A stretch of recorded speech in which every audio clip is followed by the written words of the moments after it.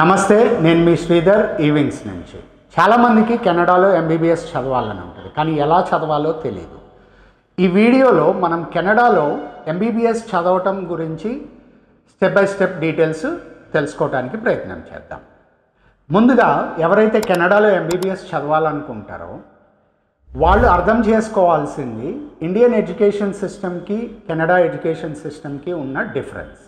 మన ఇండియాలో ఎంబీబీఎస్ చదవాలనుకునే వాళ్ళు 10th అయిపోయిన తర్వాత ఇంటర్మీడియట్ కంప్లీట్ చేసుకొని ఆ తర్వాత నీట్ ఎగ్జామ్ క్వాలిఫై అయిపోయిన తర్వాత 5.5 years ఎంబీబీఎస్ చదవడం జరుగుతుంది. కెనడాలో ప్రాసెస్ అనేది డిఫరెంట్ ఉంటుంది. కెనడా ఎడ్యుకేషన్ సిస్టమ్ వచ్చేసరికి యుఎస్ ఎడ్యుకేషన్ సిస్టమ్ లాగే ఉంటుంది. ఆ ఎడ్యుకేషన్ సిస్టమ్ ఏంటంటే 5th క్లాస్ వరకు primary or elementary level category కింద కన్సిడర్ చేస్తారు. 5th క్లాస్ కంప్లీట్ అయిపోయిన తర్వాత middle or secondary education category వస్తుంది. దీంట్లో 6th, 7th and 8th classes జరుగుతాయి. 8th కంప్లీట్ అయిన వాళ్ళు 9th, 10th, 11th and 12th higher secondary category కింద వస్తారు.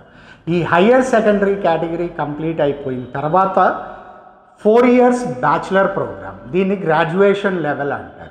ఈ గ్రాడ్యుయేషన్ లెవెల్లో పిల్లలు ఏంటంటే 1st and 2nd year complete అయిపోతే అసోసియేట్ డిగ్రీ ఇస్తారు. 3rd and 4th అంటే 1st, 2nd, 3rd, 4th years of bachelor degree complete చేసిన వాళ్ళకి బ్యాచిలర్ ప్రోగ్రామ్ డిగ్రీ అవార్డ్ చేయడం జరుగుతుంది. ఎవరైతే ఈ బ్యాచిలర్ ప్రోగ్రామ్ కంప్లీట్ చేస్తారో వాళ్ళు masters program MD, doctor of medicine, అంటే మనకి ఇండియాలో ఎంబీబీఎస్ ఎలాగో అక్కడ doctor of medicine MD course అలాగా. సో ఈ ఎండి ప్రోగ్రామ్కి ఎలిజిబుల్ అవుతారు. ఇది కెనడాలో ఉన్న ఎడ్యుకేషన్ సిస్టమ్. అయితే ఇండియన్స్ కెనడాలో ఎంబీబీఎస్ చదువుకోవటం ఎలా?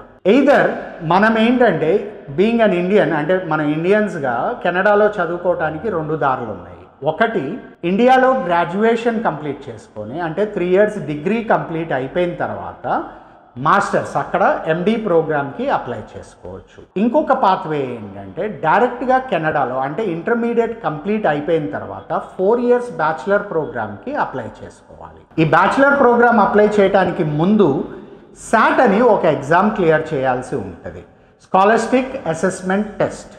ఈ స్కాలర్స్టిక్ అసెస్మెంట్ టెస్ట్ సాట్ ఎగ్జామ్ క్లియర్ చేసిన తర్వాత ఇంగ్లీష్ ప్రొఫిషియన్సీ టెస్ట్ స్కోర్స్ కావాలి. లైక్ ఐఎల్టీఎస్ కావచ్చు, టోఫెల్ కావచ్చు, కేంబ్రిడ్జ్ కావచ్చు, పియర్సన్ కావచ్చు. మీరు ఏ యూనివర్సిటీకి అయితే అప్లై చేయాలనుకుంటారో ఆ యూనివర్సిటీ ఎలిజిబిలిటీ ప్రకారంగా కట్ ఆఫ్ ఎంత ఉందో చూసుకొని ఇంగ్లీష్ ప్రొఫిషియన్సీ టెస్ట్ స్కోరు ఆ లెవెల్కి తెచ్చుకోవాల్సిన అవసరం ఉంటుంది.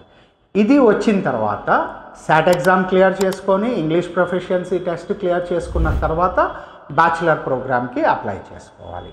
ఈ బ్యాచిలర్ ప్రోగ్రామ్ కంప్లీట్ అయిపోయిన తర్వాత మాస్టర్స్ ప్రోగ్రామ్ అంటే ఎండి ప్రోగ్రామ్కి అప్లై చేయాల్సి ఉంటుంది.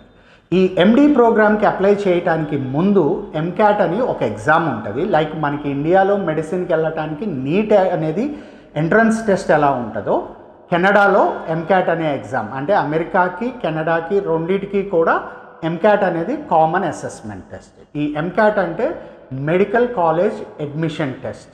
ఈ medical college admission test complete చేసుకొని క్లియర్ చేసుకొని దాంట్లో ఎలిజిబుల్ స్కోర్ తెచ్చుకున్న తర్వాత అప్పుడు కెనడా మెడికల్ కౌన్సిల్లో మనం అప్లై చేసుకుంటే దెన్ యూనివర్సిటీ షార్ట్ లిస్ట్ చేసుకున్న తర్వాత ఫర్దర్ ప్రాసెస్ అనేది ఉంటుంది. కొన్ని యూనివర్సిటీస్ ఇంటర్వ్యూస్ కండక్ట్ చేస్తాయి, కొన్ని యూనివర్సిటీస్ మళ్ళీ టెస్ట్ పెట్టి తర్వాత ఇంటర్వ్యూస్ కండక్ట్ చేయడం అనేది జరుగుతుంటుంది. సో యూనివర్సిటీ ప్రాసెస్ ఏదైతే ఉందో అది మనం ఫాలో అవ్వాల్సిన అవసరం ఉంటుంది. ఇది కెనడాలో మనం ఎంబీబీఎస్కి చదువుకోవడానికి కావాల్సిన ప్రొసీజర్. దీని గురించి మరిన్ని వివరాలు ఇంకా డీటెయిల్డ్ ఎక్స్ప్లెనేషన్ కావాలి అనుకుంటే పక్కన కనిపిస్తున్న మా నెంబర్స్కి కాల్ చేయండి. ఎక్స్పర్ట్స్ మీకు గైడెన్స్ ఇవ్వడం జరుగుతుంది and step by step explain చేయడం కూడా జరుగుతుంది. అండ్ ఇలాంటి మరిన్ని వీడియోస్ మీ దాకా చేరాలి అని అంటే మా ఛానల్ని సబ్స్క్రైబ్ చేసుకోండి. ఇలాంటి ఇన్ఫర్మేటివ్ వీడియోస్ మీ ఫ్రెండ్స్కి రిలేటివ్స్కి షేర్ చేయండి. Keep watching Evings channel. Thank you so much.